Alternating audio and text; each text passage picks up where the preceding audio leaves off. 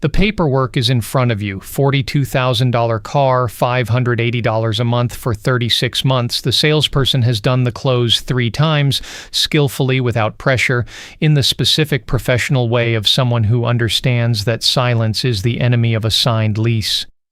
The showroom smells like new upholstery and ambient confidence.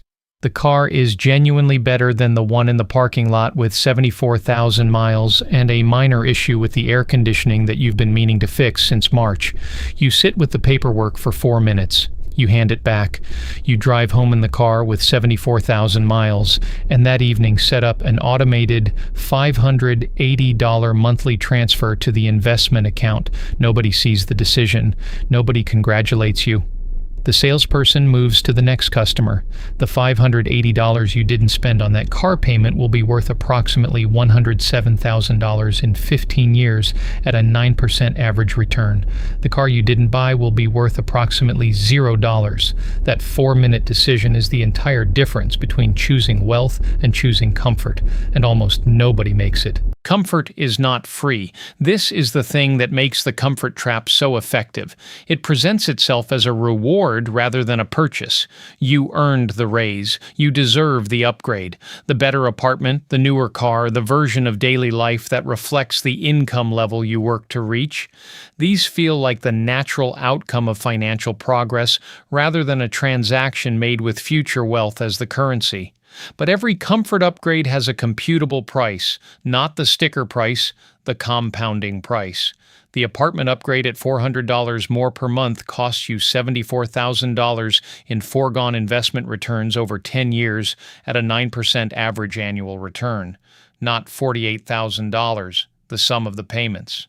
$74,000, the value of what those payments would have become if redirected rather than spent on the extra bedroom and the better building. The car lease at $580 a month cost you $107,000 over 15 years. The lifestyle that expands with every raise, the sum of 100 individually reasonable decisions to upgrade, costs you the entire financial gap between the version of your life that builds and the version that consumes. Comfort is a purchase, the most commonly made and least accurately priced purchase in your financial life. The price is paid not today, in foregone compounding that accumulates invisibly across years of decisions that each felt like the obvious and deserved choice.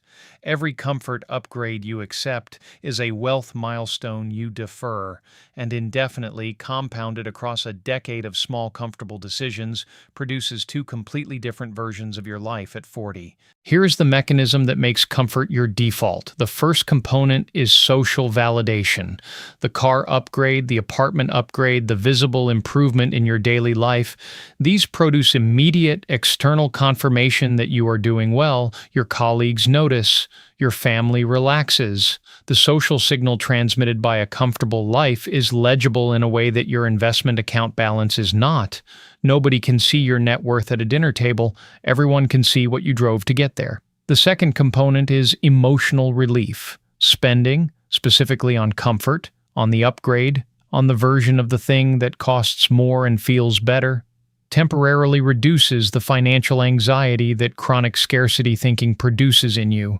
The purchase doesn't solve the anxiety. It quiets it for a measurable period, and your brain, which prefers the quieter state, learns to associate spending with relief and redirecting with discomfort.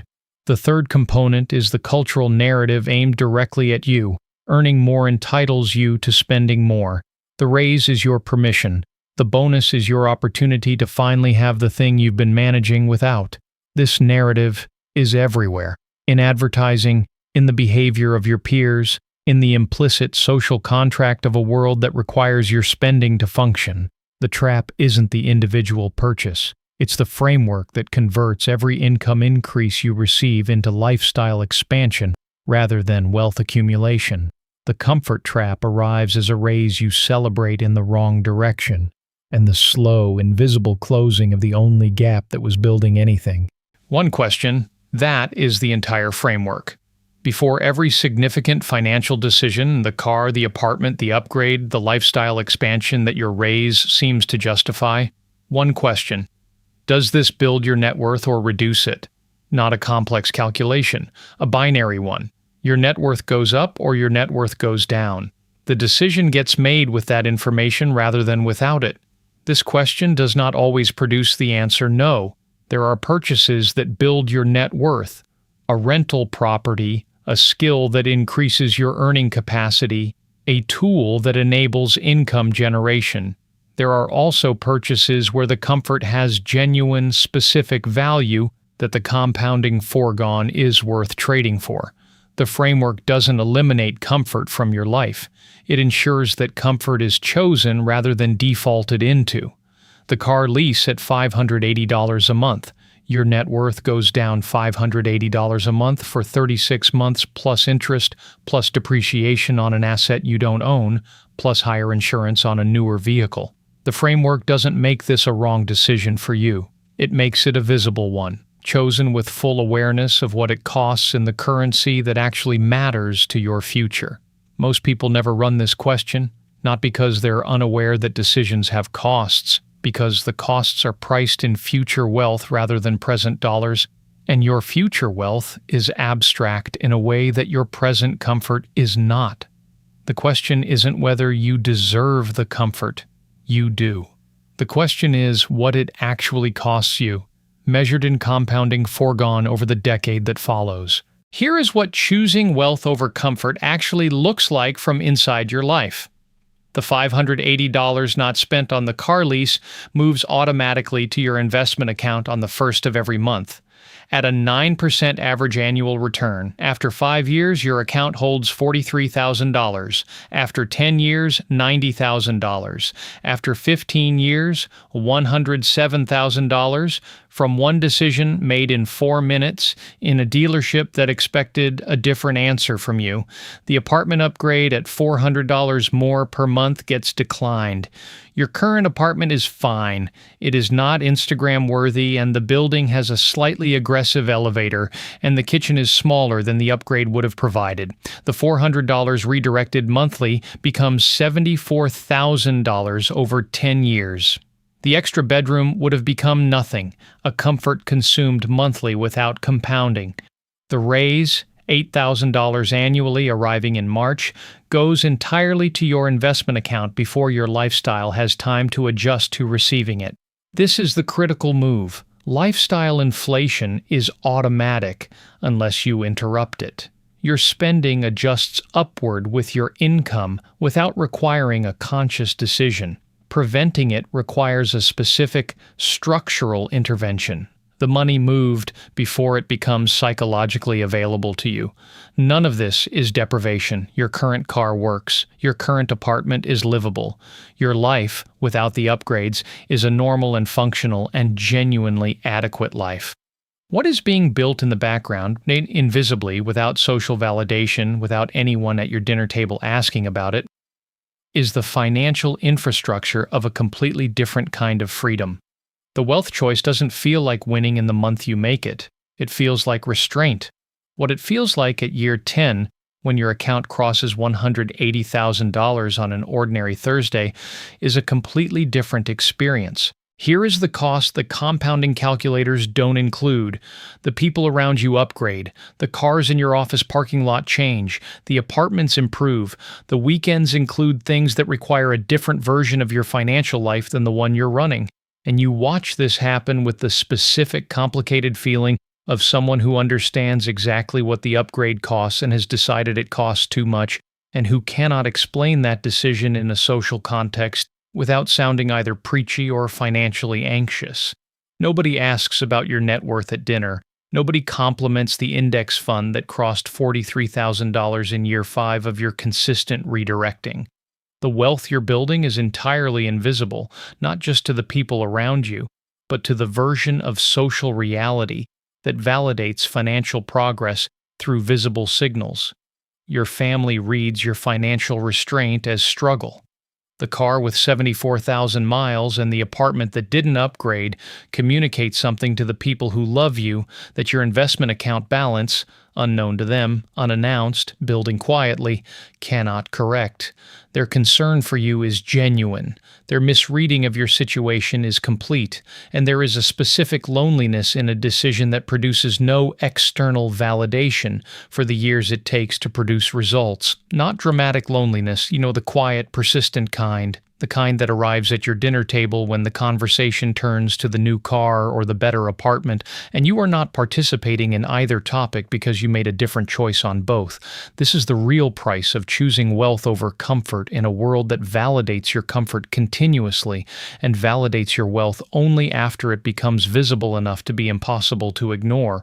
Nobody compliments your index fund. The wealth you're building is invisible for every year it takes to build, and that invisibility is the part nobody warned you about. 5 years after the dealership, your investment account holds $67,000. Built from the $580 monthly car payment redirected, the $400 apartment upgrade declined, the raise moved before your lifestyle absorbed it. Built in the background of a life that looks from the outside exactly like it did 5 years ago. Same car, same apartment, same functional and adequate and externally unimpressive daily existence. Now imagine the version of your life where you signed. In that version, the comfortable one, the one the salesperson expected, your car is newer, your apartment is better, and your savings account holds $4,200. The gap between those two versions of your financial life, $62,800, built entirely from decisions that each felt individually like small and reasonable lifestyle choices. Collectively, $62,800 separating the version of you that redirected from the version of you that upgraded. The $62,800 gap is not the point. The point is what happens to those two numbers next. Your $67,000 is inside a compounding system running at 9% annually, doubling approximately every 8 years without a single additional contribution. The $4,200 in the comfortable version of your life sits in a savings account earning 4.5%, producing $189 annually. Two trajectories extended forward 15 years. Two completely different versions of your financial life at 40, built not from different incomes, not from different opportunities, but from different answers to the same 4-minute question in the same dealership. The gap at year 5 is not the story. The trajectory of your $67,000 compounding forward, that's the story. Here is what the wealth actually purchases for you, not luxury, not the visible, photographable, socially validated version of a life that looks successful from the outside, something quieter and more durable than that. Optionality, the job that has stopped being right for you on the one that requires $4,200 a month in income to sustain your lifestyle, the one you stay in because your financial floor isn't high enough to make leaving survivable. You can leave, not immediately, not without planning, but your $67,000 at year 5, growing toward $107,000 at year 7, creates a runway that the comfortable version of your life never builds. The no that was previously unaffordable becomes affordable.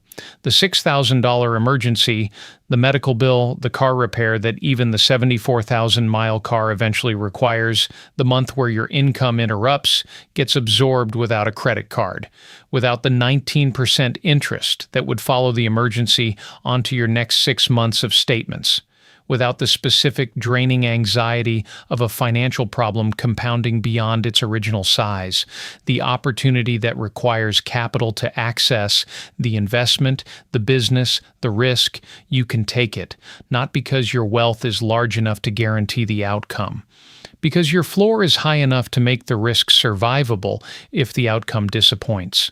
Wealth doesn't buy you a better daily life than the comfortable path provides in year 1 or year 2 or year 3. The comfortable version of your life is better in those years, visibly, undeniably, in every external metric you and the people around you can see.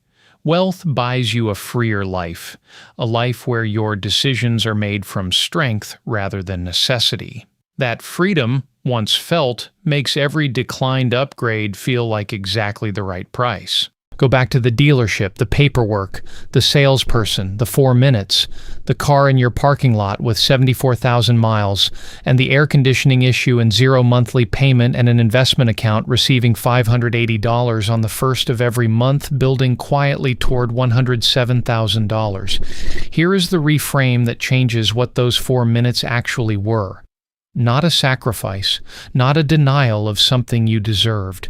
A decision made with full awareness of what it was purchasing and what it was declining. A decision to accept the car with 74,000 miles in exchange for the specific, compounding, invisible, eventually undeniable financial position that $580 a month redirected over 15 years produces for you. You were not being cheap. You were being precise. The car with 74,000 miles is not a symbol of what you cannot afford. It is a symbol of what you chose to build instead. Every month you drive it, $580 compounds quietly in your account toward $107,000. Every month you drive the lease, $580 compounds towards zero, and the car depreciates toward a trade-in value that will partially offset the next lease payment on the next car in the next comfortable decision that costs you $107,000 in foregone wealth.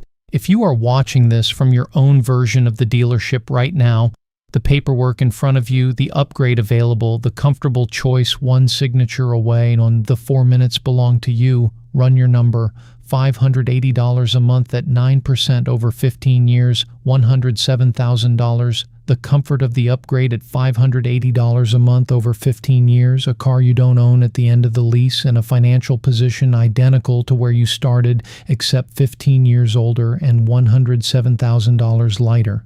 Your decision doesn't require extraordinary discipline. It requires 4 minutes of honest arithmetic and the specific, quiet willingness to drive home in the car that already works, knowing exactly what that decision is building and exactly what it is declining, and having chosen, with full information, which one matters more to the version of your life you are actually trying to build. The investment account will not validate you the way the new car does. It will do something the new car never will. It will compound. The car with 74,000 miles is not about what you can't afford. It's about what you chose to build instead. The 4 minutes are available right now in whatever version of that decision is currently sitting in front of you.